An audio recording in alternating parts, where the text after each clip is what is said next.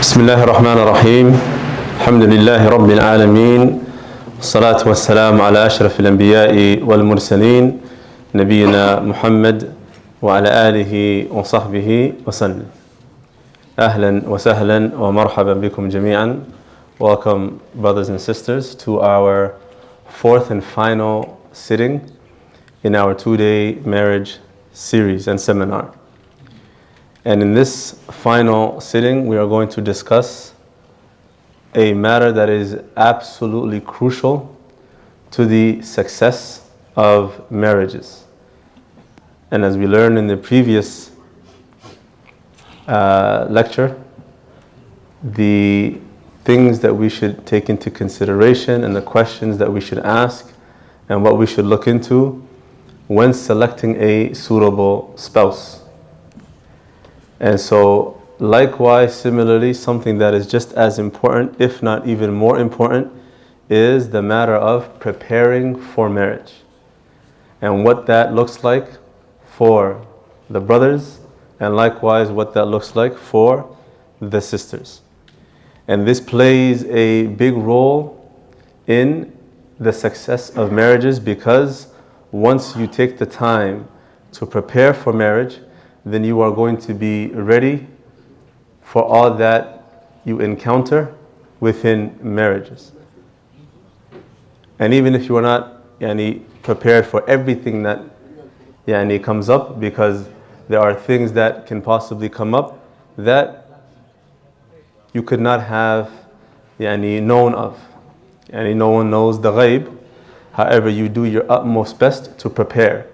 And someone who is prepared for marriage and took the time to learn and seek advice and read about the affairs of marriage and the rulings pertaining to marriage and that which they should look for when it comes to a spouse and the like, those who take the time to do that in comparison to those who do not and simply go into marriage based on emotional reasons, any feelings that they have for the potential spouse, or based on physical attraction alone, and that they base the suitability of someone that they want to marry based on that alone, then we see the detriment of that in the marriages.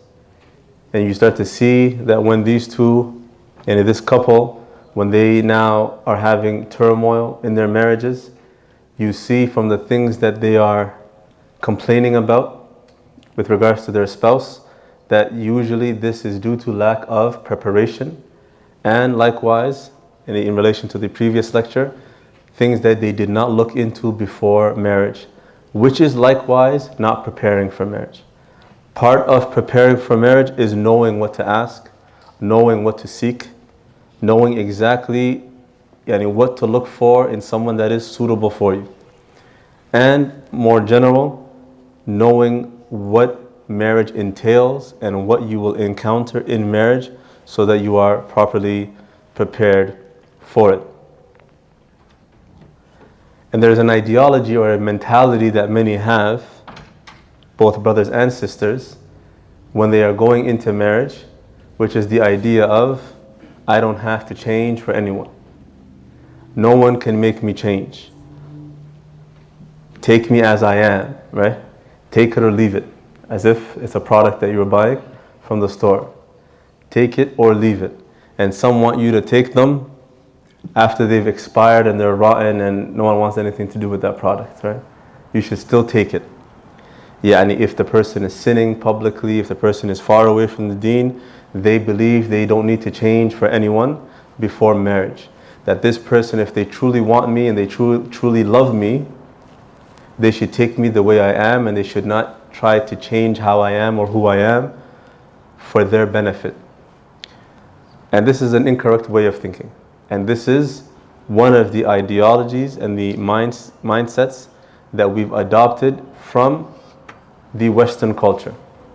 That we have been taught and brainwashed to believe that someone who tries to get you to change is someone who does not want good for you. Even if that person is getting you to change for the better. Yani, let's say marriage was not even in the picture at all. If you were living a life of disobedience to Allah subhanahu wa ta'ala, if you are far away from the path of Allah subhanahu wa ta'ala, if you are a brother who is sitting in shisha spots, and doing drugs, and involved in crime, and not praying 5 times a day, and you're a sister who's not wearing hijab, and putting your awrah all over social media, and then someone comes to you and advises you and says, brother or sister, change your ways and fear Allah and change, you believe you don't need to change? Are you going to say to them, I don't change for no one? Rather, it is wajib for you to change whether you are marrying someone or not. So the shaitan tries to trick you and deceive you into thinking that if you change, you are changing for that person. And you're not real then if you don't do it. So what is the real thing to do? How are you real? To continue upon disobedience. You continue sinning and disobeying Allah subhanahu wa ta'ala and living a life that earns the anger of Allah subhanahu wa ta'ala and the wrath of Allah subhanahu wa ta'ala. You're real. But you should only change when it's for yourself. So continue to not wear hijab and continue to put your pictures all over social media. That is you being real and true to yourself. This is from the propaganda of the Western culture and from the whispers of shaitan. This is how shaitan convinces you to continue to disobey Allah subhanahu wa ta'ala, to make you believe that you are actually staying the way you are because you are concerned about sincerity. That shaitan is going to whisper to you, no, don't change, because when this person advises you, or when your mother says to wear hijab, or your mother says to stop doing drugs, when your father does so as well, that you should not listen to them, because if you were to change when they tell you to do so, then you are only doing it for them and you're not doing it for Allah. So only do it for Allah. And shaitan knows that your iman is not at that level. And so he will continue to whisper to you to keep you living that life of disobedience. And so likewise we have that attitude when it comes to marriage. That a brother will approach a sister and wants to get married, or a sister wants to get married to a particular brother, and after they've discussed certain aspects of marriage and the like, they find out from one another that one or the other has certain things about them that is something that Allah is not pleased with. And so when one of them then tells the other, you have to change this about yourself, they say, no, I don't have to change for anyone. I don't have to change for anyone. Know that this stubborn attitude and this attitude of arrogance is nothing but the whispers of shaitan to cause you to remain on this path of destruction and this path that only leads to the hellfire. This path that only leads to the hellfire, shaitan wishes for you to remain upon that.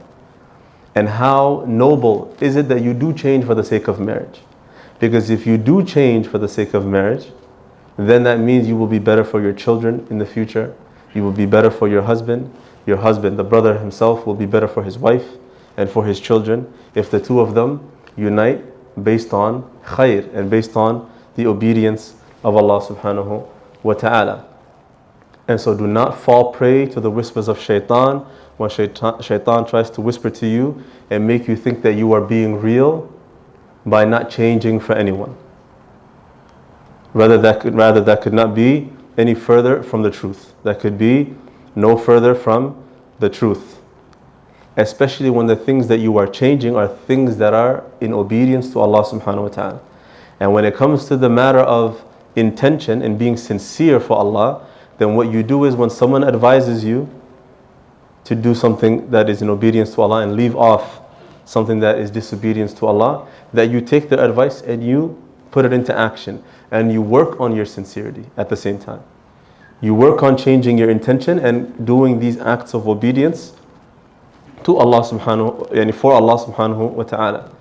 And know that by you accepting the advice of someone who advises you with khair, that is part of you doing it for Allah's sake. Because Allah, what Allah has commanded us is to take the advice of those who advise us with khair. When someone enjoins the good and forbids the evil and we accept that and we implement it, we are rewarded for that. We are rewarded for that, and so we are following Allah and His Messenger when we do that. And so do not allow shaitan to play tricks and to deceive you into thinking otherwise.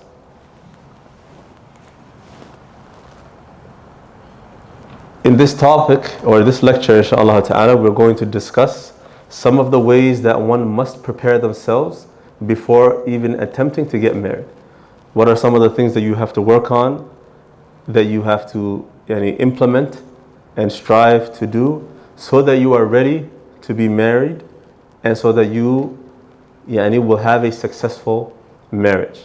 Some of these things that I'll mention apply to both the brothers and the sisters. So if I don't specify it for any gender, then know that it applies to both the brothers and the sisters. However, if I do specify that this is specific for the brothers, then know that this particular thing is something more for the brothers to be preparing for. And likewise for the sisters. If there's something specific for the sisters, then I will also mention that it is specific to the sisters. First and foremost, the first aspect that one must prepare with regards to marriage is with regards to deen, with regards to your religion. We find many brothers and sisters, Muslims, who are not practicing, yet they do get married. And then you see the fruits of this neglect of neglecting being closer to Allah subhanahu wa ta'ala, starting to practice, starting to pray, learn about their deen. They don't do that before marriage, and they simply get married based on what? Based on physical attraction, based on certain things that they're compatible, they have compatibility in, and that they see eye to eye, or how they want to live their lives. However, they are living lives of disobedience to Allah. The brother, he's perfectly fine with his wife not wearing hijab. They're both perfectly fine with music, being in the household, their children watching TV and movies and all, those types of things. And so they marry neglecting the aspect of deen altogether. And then what happens is, when there are issues in their marriage, they do not go back to deen. They do not go back to, their reference point is not their religion. And what happens when they do that? You find them going to kuffar counseling, marriage counseling. They go to kuffar. Kuffar are now telling them, and the disbelievers are now telling them how they should be a good wife and a good husband to one another. This is how lowly that we've become, because we don't go back to our deen, and we don't learn our deen, and we don't find solutions for our marriages and any issues and disagreements that we have based on deen. Likewise, when our iman is low, when we are living lives of disobedience to Allah, what barakah and what blessing then do we expect in our marriages? If our union and how we married was haram, if the way that we married, meaning the way we celebrated our union, the wedding, was haram, the way we live our lives is based on haram, the way we raise our children is based on haram, what we allow into our homes is haram, where do we expect then the blessing of Allah subhanahu wa ta'ala to come from in our marriages? And so this aspect is very important, and is the most important aspect, that you have to learn your deen before getting married and work on your iman. And that begins with seeking knowledge of the deen. That begins with seeking knowledge of the deen, and that is something that is obligatory upon every single Muslim. It's not something that you have a choice in, to learn the deen. It's not like a choice between going to university and not going to university. Yes, you have a choice in that. But when it comes to learning your deen, specifically about the things that a Muslim must know, the aspects of the deen that a Muslim must know, such as aqeedah and how to pray and the like, these are things that ma'loom min ad-din bil-darura, that it is known by necessity, and is known from the deen by necessity. Every Muslim must know about it, and no one is excused.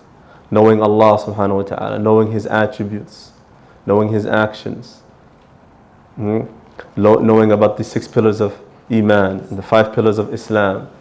These things that are from the basics of Islam that you must know, that you will be questioned about, these things are a must to know. And so how you prepare yourself with regards to your deen is by seeking knowledge, is by learning your deen. If the two of you are ignorant of the deen but you wish to get married, the two of you should encourage one another to either take a course learning the deen, seek out someone who can teach you your religion, go to your local masjid and see if there are classes that are suitable for your level to teach you from the basics. Learn your religion and become more practicing. If the sister, for example, does not wear hijab, she should start wearing hijab and cover herself. If the brother, he has habits that are not permissible, he should cut off those habits. The two of them should prepare to obey Allah subhanahu wa ta'ala, or prepare for marriage by getting closer to Allah subhanahu wa ta'ala. And then their union will be blessed. Allah subhanahu wa ta'ala will bless their marriage and preserve it for them. Likewise, you cannot be naive in that you are going to seek in someone else that which you yourself are not. You are not going to be a brother who is in the streets and you are looking for a sister who, mashallah, is covered and she's in the masjid and she's praying 5 times a day and the like. That is not possible. That you must seek, you must be exactly what you seek. So if you are looking for someone who is righteous and pious and obeying Allah, whether you are a sister or a brother, you yourself must be that as well. You yourself must be that as well. And when it comes to compatibility, this is at the top of the list. Compatibility in deen. That if you are someone who is practicing and you choose to marry someone who is not that practicing, that marriage usually does not last. That marriage usually does not last. And unfortunately, many times you find either sisters or brothers complaining about their spouse. This was because they neglected this issue before marriage. They knew this person was like that before marriage. In a lot of cases, it wasn't the case that the brother or sister were practicing before and then they fell off during the marriage. Rather, many times you find that the sister may have been practicing or the brother may have been practicing, but they chose to marry someone who was not practicing because of emotion, because of feelings, because of physical attraction, or sometimes even out of desperation, thinking that they can't find anything, so they just settled for whatever was available, thinking that this person will change, or that somehow I can change this person or advise this person. And then what happens is that either that person will bring them down and their iman will become low and they will start practicing just like them, or that they will struggle in their marriage and continue to struggle to the point where they can no longer bear the marriage and they are now seeking ways for divorce, and now they have several children and an entire family is now broken apart. And so this is crucial then to take this matter seriously before you get married. That you work on your deen, before even getting married.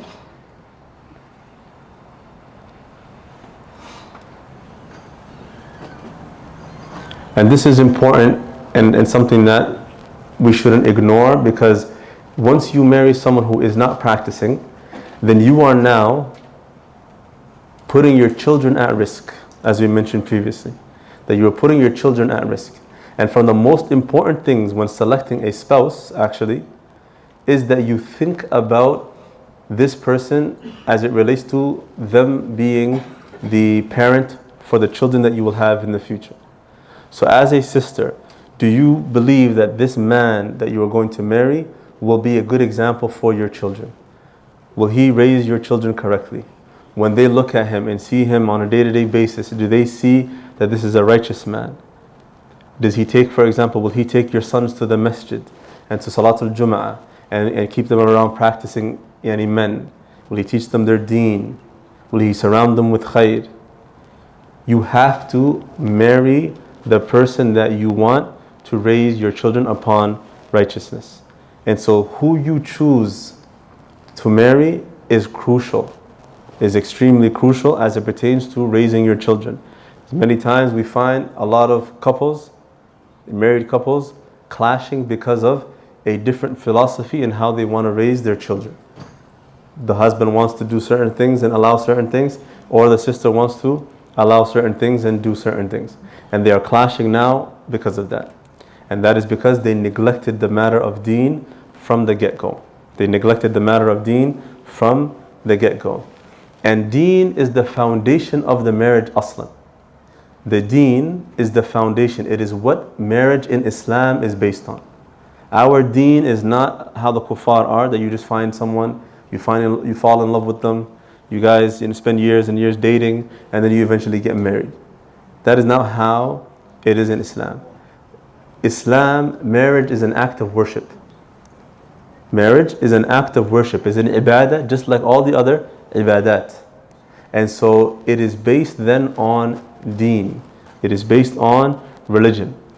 Anything that happens in the marriage, we go back to the deen as a solution for it. Any disagreement, any issue that occurs, we go to the deen to solve those issues.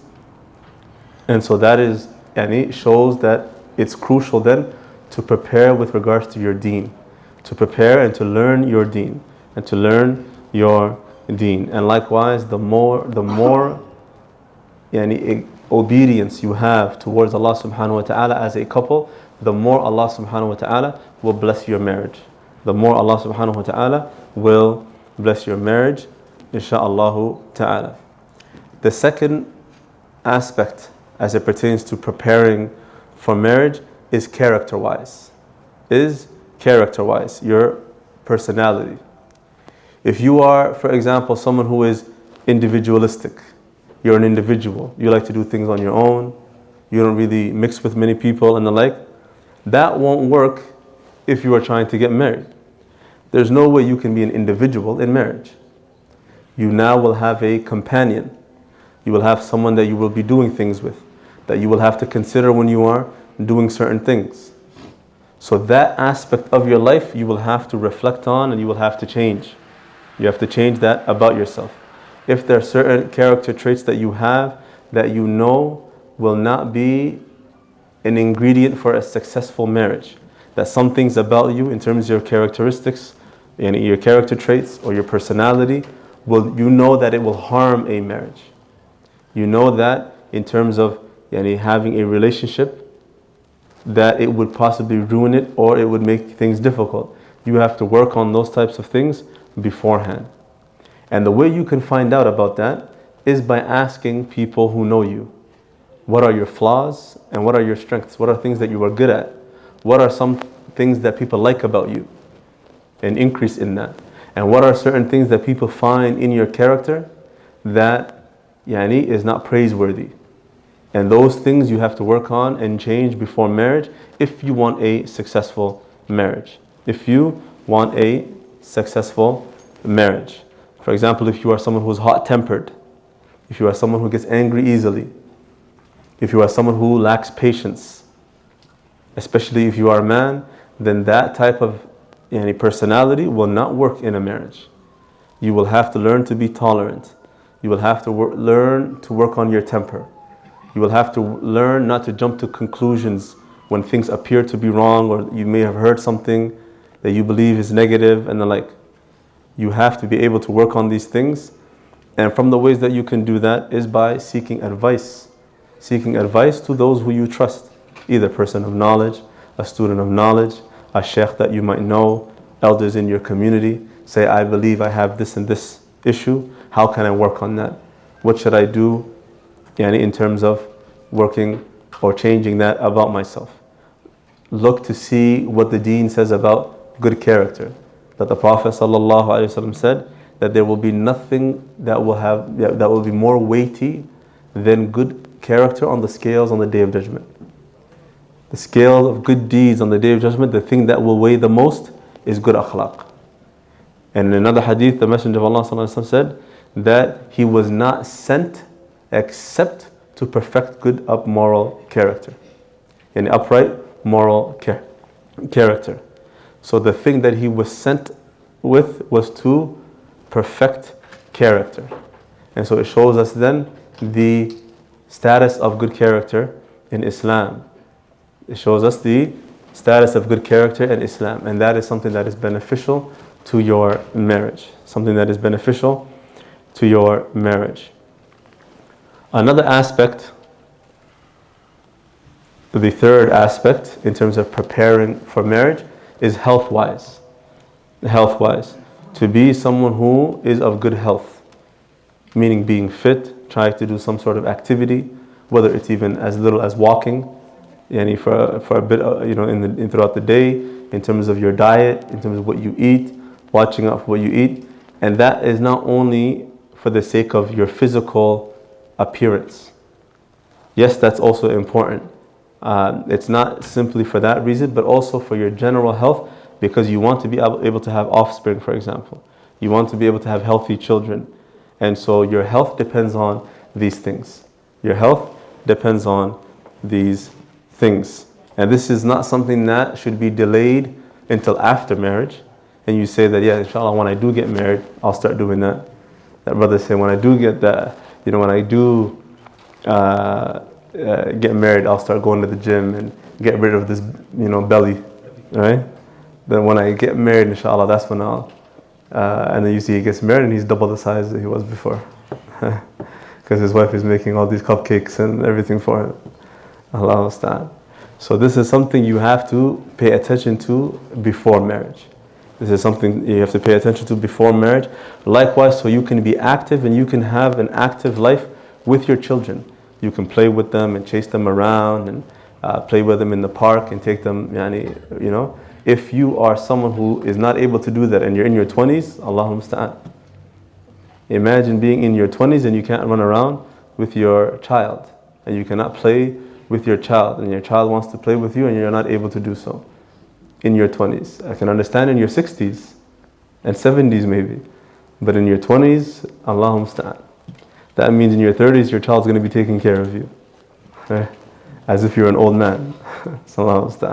So taking care of your health is important before marriage for many reasons, as we mentioned, in terms of offspring and procreating and having children, and likewise being able to spend time with your children and playing with them.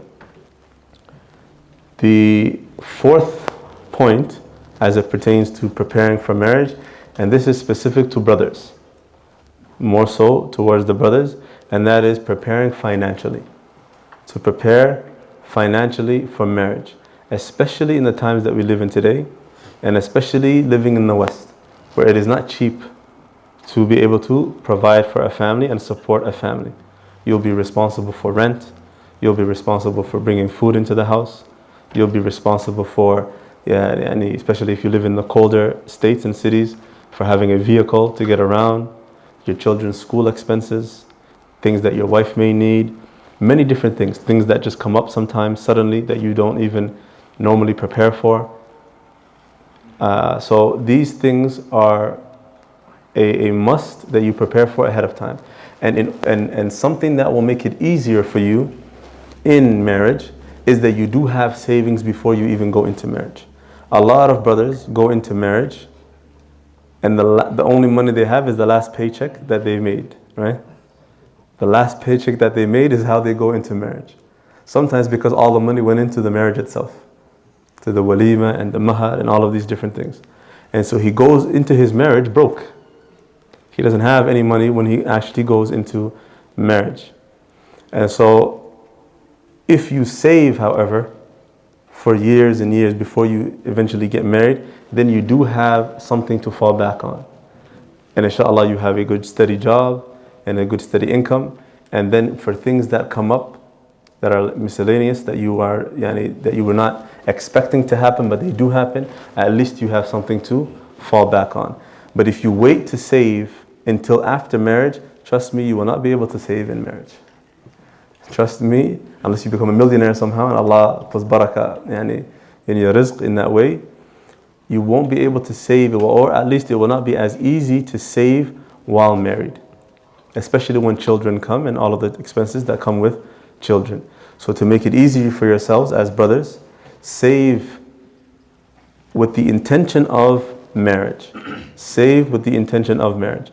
And my advice to families and to sisters and to the parents of sisters and those who are around our sisters, because they are the ones that are going to be provided for, And the success when it comes to the financial aspect of marriage and the lifestyle that the couple will live and the money that they will be living based on, if instead of putting thousands and thousands of dollars into a wedding hall that is rented and a gold that is brought from Dubai, all the way from Dubai for her, right? And all of these things that money is spent on.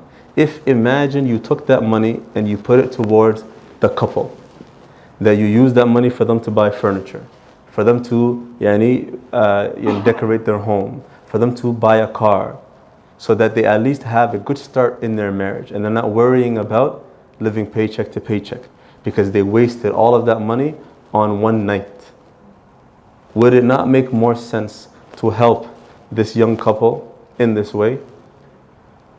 Right? Would it not make more sense to help them and let them have a good head start in their marriage? Because from the biggest reasons, or from the greatest reasons that causes divorce is financial issues. That a sister was used to a certain lifestyle before marriage or the beginning of her marriage, but then it doesn't last. That brother isn't able to no longer provide that same lifestyle. And then she loses patience and she now wants a divorce.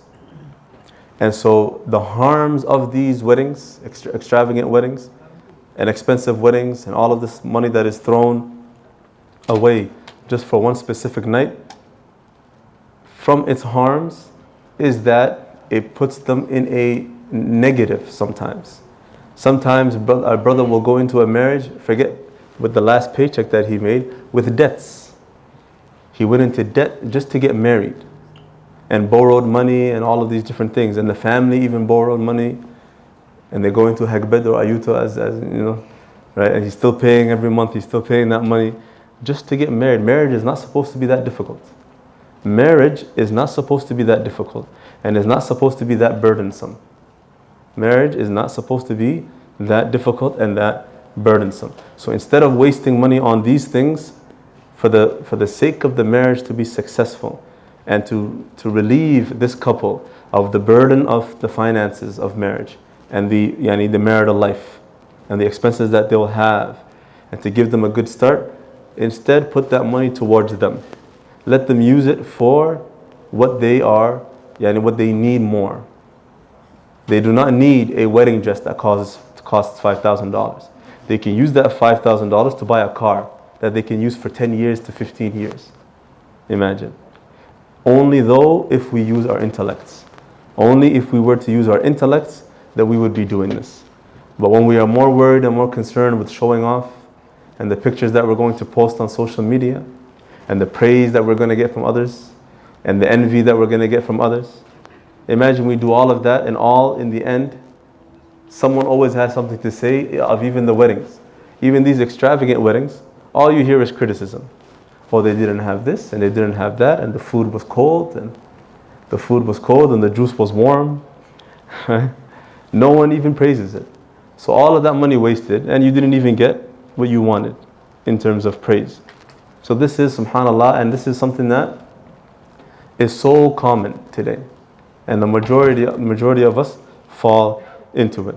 The majority of us fall into this.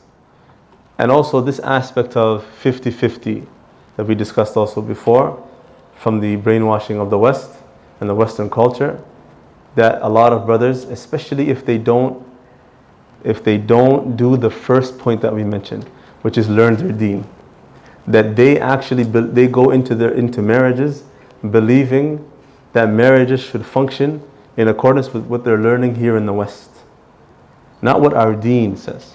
So they don't know anything about the ahadith that mention that the man is responsible for providing for his family, or the ayat that talk about that, but rather all he knows is 50-50 because he heard it on a podcast.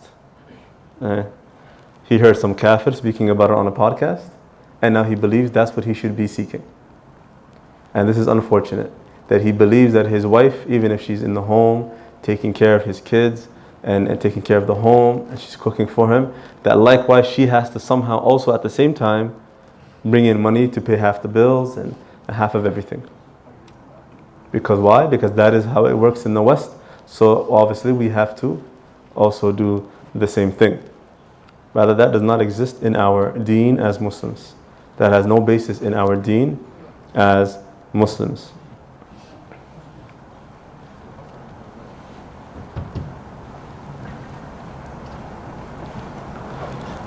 This aspect also of providing, and this applies to the sister that follows her deen and is not corrupted by these Western ideologies, is that when her husband is providing for her and giving her everything that she desires in terms of in moderation, of course, that she is content with the way that she is living, that is a means of her respecting her husband. That if the husband is someone who does not work, even though he has the ability to work, he's not injured or he has no other issue that prevents him from working, but he's just lazy, he just chooses to sit at home, and his wife is the one that's working and paying all the bills, that exists. And somehow that brother believes he's a practicing man and what emulates a Muslim man.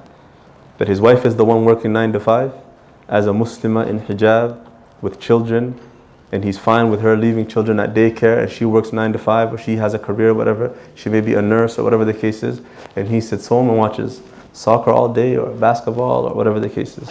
That's what he believes is a husband.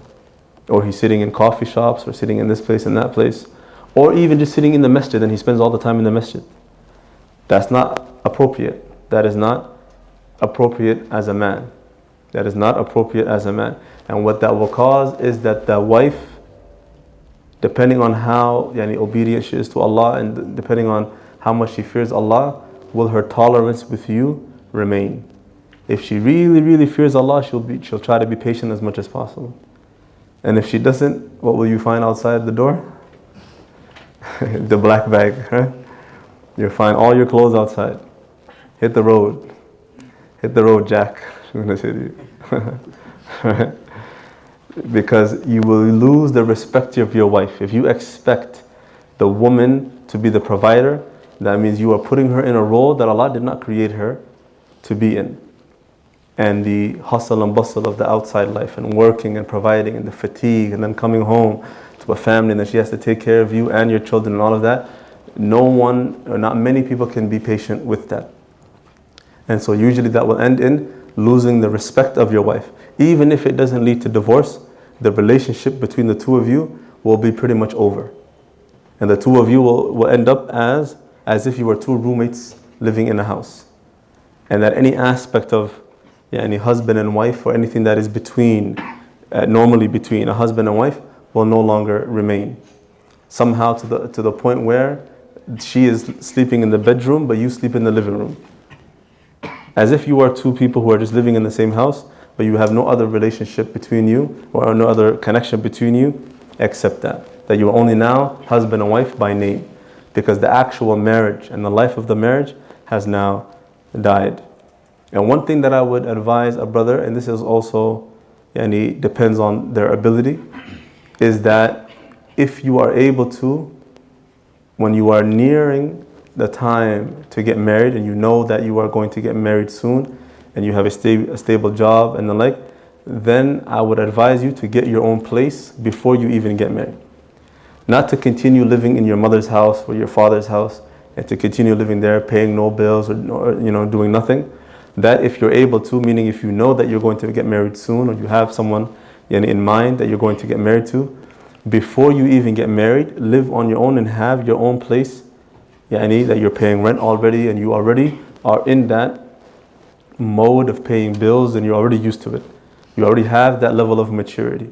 So now when you bring in a wife, so you're not starting it from the time that you get married.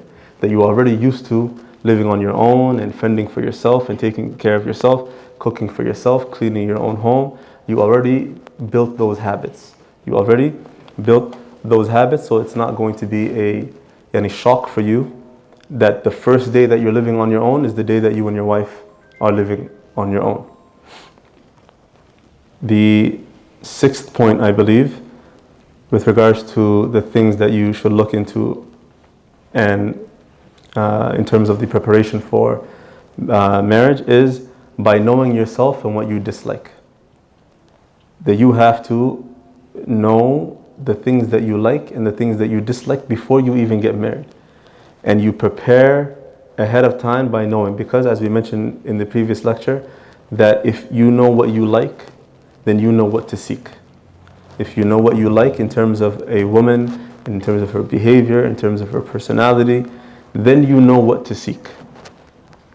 And if you know what you dislike in terms of personality, in terms of character, then you also know what to avoid. And so if you don't have that before marriage, and you don't prepare in that way, then you will choose someone that may not be good for you. You'll choose someone that may not be good for you. It will also help you identify what you yourself need to work on. Because sometimes it may be that you do like a particular personality trait, but after you get to know a particular sister, you start to find out things about yourself that you don't have, that you are not like that. But you find out from her mentioning that this is something that she's looks for in a man or in a husband, then you now know that you are lacking in that aspect. And so it will cause you then to work on yourself. It will cause you to then work on yourself before marriage. The seventh point in terms of preparation for marriage is to make dua for a righteous spouse. It is to make dua, sincere dua to Allah subhanahu wa ta'ala for a righteous spouse. Many of us may take into consideration all of these other aspects, but we forget the aspect of dua. We forget that who we get as a spouse, and if our spouse, our future spouse, will be someone who is actually good for us and that we will be happy with, we forget that all of that is in the hands of Allah subhanahu wa ta'ala. That all of that is in the hands of Allah subhanahu wa ta'ala. That Allah is the only one that can provide us with that. That Allah is the one that if Allah wills for us to have a righteous spouse, whether it's a brother or a sister, that He is the one that can determine that for us. So we must make dua to Allah subhanahu wa ta'ala constantly. That not only when you find someone and you want that person to be the one that you marry, but before you even find someone. Even if you don't have anyone that you're considering or there's no one in the picture, that you constantly make dua that Allah provides you with a righteous spouse. The eighth aspect that we should look into or consider when preparing for marriage is maturity-wise. Maturity-wise, because marriage requires maturity from both the brothers and the sisters. When we are young, usually, we are quick to make decisions. We are hasty to make decisions. One little thing and we bail, right? But when you are mature, you know that you have ta'anni. In Arabic, ta'anni meaning you wait to see, you wait and you are not hasty. The opposite of hastiness. That you are cautious and you are patient in terms of making your decision. You wait and you consider all angles before even understanding what was said to you. So you may hear a statement, and when you're younger, you're hasty to jump the gun. And so how dare you say this? How dare you say that? How does it? And you jump the gun and you make a decision based on that in an immediate way. However, when you get older and you have maturity, you wait and you're patient. You consider what was said. You think about it. You contemplate, even if it takes a day, 2 days, 3 days, before you act. You think before you act. And so marriage requires a lot of maturity. Marriage requires a lot of maturity and a lot of wisdom. And even if you are young and you don't have the experience to know how to deal with every situation as it comes, then at least if you are smart enough and you have the maturity enough to then go seek advice from those who can advise you correctly before making a hasty decision. Say, oh, Sheikh, so-and-so, I'm experiencing this in my marriage, what would you advise me? Instead of acting right away on your own. And so you have to do that. Likewise, just in your general lifestyle, in terms of maturity, if you now, as a young man or as a young sister, the majority of your life, you find yourself every other day or every day what you spend your time doing is chilling with your friends and going eating at this restaurant, and walking around malls and playing 2K all day, right? Or Fortnite actually now. 2K is a long time ago now. So Fortnite, 16 hours a day. You think you're ready for marriage? What are you gonna get your wife to play Fortnite with you? You have to grow beyond this and realize there's more to life than playing Fortnite for 16 hours a day or doing these types of things. I need that. It's just a waste of time for the most part. Yes, in moderation. Once in a while you chill with your friends. Once in a while you go out to eat. Once in a while you get a coffee or some tea with your friends.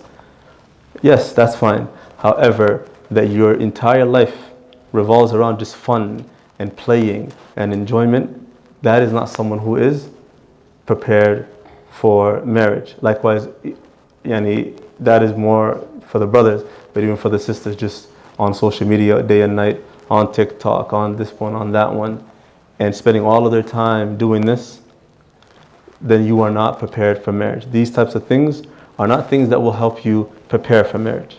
Likewise, they are not things that should exist in a marriage. And so you find some people getting married and they are exactly how they were when they were single in their marriage.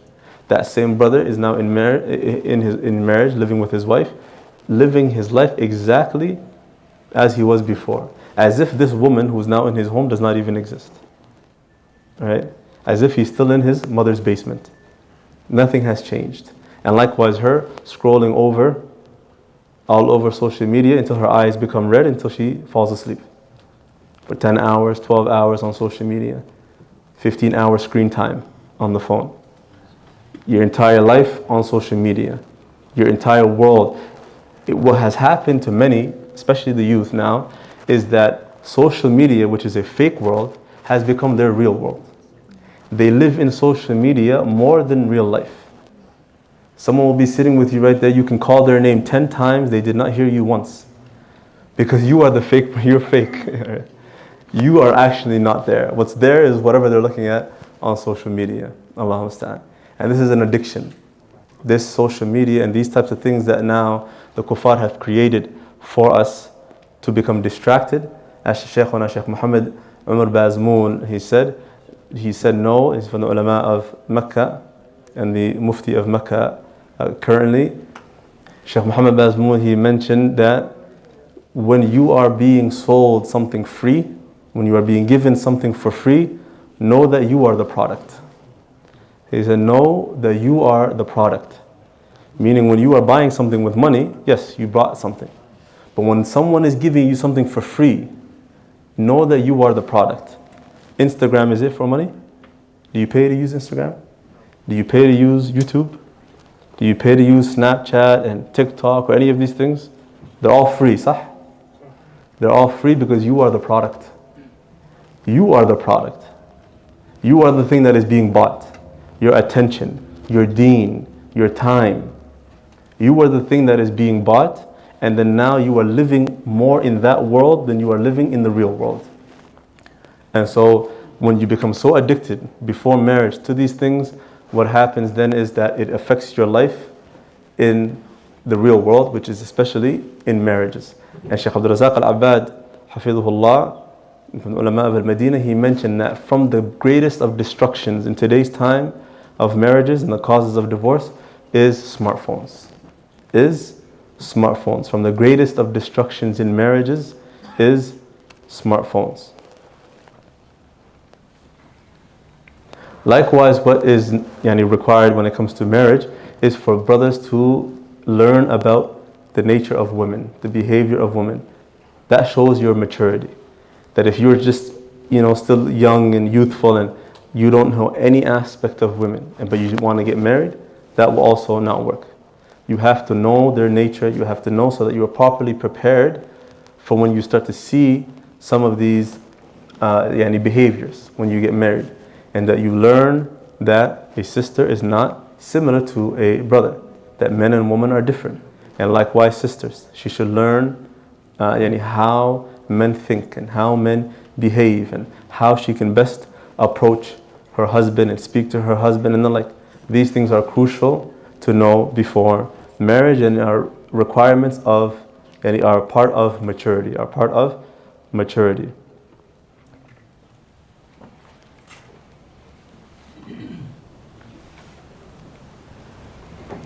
Likewise, and finally, when it comes to maturity and how you can prepare for marriage, is that some of the things that you will be required to do or that you will participate in doing in your marriage, that you start doing it even in your own household now. If you live with your parents now, help around the house. Don't sit there and wait for your mother to do things. SubhanAllah, Shaykh Hamad al-Ansari, rahimahullah, from the ulama al-muhaddithin of al-Medina, he mentioned that in his time, his father had 3 wives, living all in the same apartment, he said. And he said he does not remember from the time that he was young up until his age at that time, his mother ever doing anything in the house. Not cleaning, not cooking, not anything. He mentioned that he does not remember seeing his mother do anything. SubhanAllah. That this was from the children that would do it. That the children would do these chores and the mother would not even do these things. And so you as a brother, or even as especially as a sister, that you help around the house with cooking, with cleaning, with doing groceries. As a brother, your mother should never be the one that is going out to do groceries in -20 weather, snow, blizzard, and your mother is driving a car at night doing groceries while you sit at home and watch TV all day. That is absolutely unacceptable. So these types of things you should be doing and making a habit of it from now, so that when you get married, that it becomes second nature to you. It becomes second nature to you and you don't have to learn it once you get married. That it becomes a burden, it becomes hard when you get married. We'll conclude there, inshaAllah ta'ala, due to Salat al-Isha. Inshallah ta'ala, after the Salah, we'll sit for about 30 minutes, so we're not too long regarding the, because it gets too late. We'll sit for about 30 minutes for the Q&A, inshallah ta'ala. As we mentioned yesterday, keep the questions to the topic of marriage, inshallah ta'ala, and anything I'm able to answer, I'll answer, inshallah ta'ala. And since this will be the last talk, I ask Allah subhanahu wa ta'ala to make that which was mentioned the past 2 days beneficial to the brothers and sisters of this community and to all those who were watching online, and that they take these matters seriously and that they hasten to marriage and they do not delay marriage. Do not believe that you are too young to get married. Do not believe that you are too young or that marriage is some difficult thing that requires years and years of preparation, years and years of saving. Save yourselves from the trials and tribulations in these societies. There's too many horror stories and things that we see and hear from parents suffering with their youth because of the things that they're indulging in now, and many of it stems from this issue of marriage either being made difficult for them or marriage not even being in the picture at all. So we ask Allah subhanahu wa ta'ala to make marriage easy for the brothers and sisters, and for the parents, for Allah to guide those that are guardians for them to make matters easy for them. We ask Allah subhanahu wa ta'ala to guide them to make marriage easy for the youth, and for the marakiz and the masajid to facilitate marriage, to have programs and means for sisters to approach the masjid to find out about brothers who are seeking marriage. And likewise from the brother side, that they're able to go to the masjid and those in charge of the masajid to find out sisters that are also seeking marriage, and that the masjid be the place where these brothers and sisters meet. Because if you do not do so, then you make the halal difficult for the youth. They will go seek it in the haram. And as a community, that is a failure. As a community and people who are in the occupation, or that have taken it upon themselves to guide the Muslims to that which is good and to guide them to piety, if you fail in this aspect, and the youth that come to you and come to your durus and they come to your lessons and they pray with you and pray tarawih with you and they do i'tikaf in your masajid and they're with you for years and years, only later on for you to find out that they fell into zina, or that the sister who was here memorizing the Quran later on got pregnant out of zina, that is a failure in the community. That is a failure in the community, or that their iman goes so weak that they now leave off practicing altogether due to the fitna of the temptation that surrounds them. So I urge and I encourage the masajid and the marakiz to facilitate these types of things and have some sort of program that facilitates marriage for them, and that they also take on the role of advising the parents. That if the youth come to you and say, my father is difficult for this and this reason, or that they're making things difficult due to tribe or due to this, that you have someone of knowledge, of someone who is respected in the masjid, to sit them down and to speak to them and to explain to them the dangers that the youth are going through now and the things that the youth express to you, and they tell you and they share with you in terms of the suffering that they're going through, in terms of sins, and in terms of lowering the gaze and the like, and the things that they, some of them fearing falling into zina, as practicing brothers and sisters, terrified of falling into zina, all because it is being made difficult for them. We conclude there. Subhanakallahumma wa bihamdik, ashhadu an la ilaha illa ant, astaghfiruka wa atubu ilayk.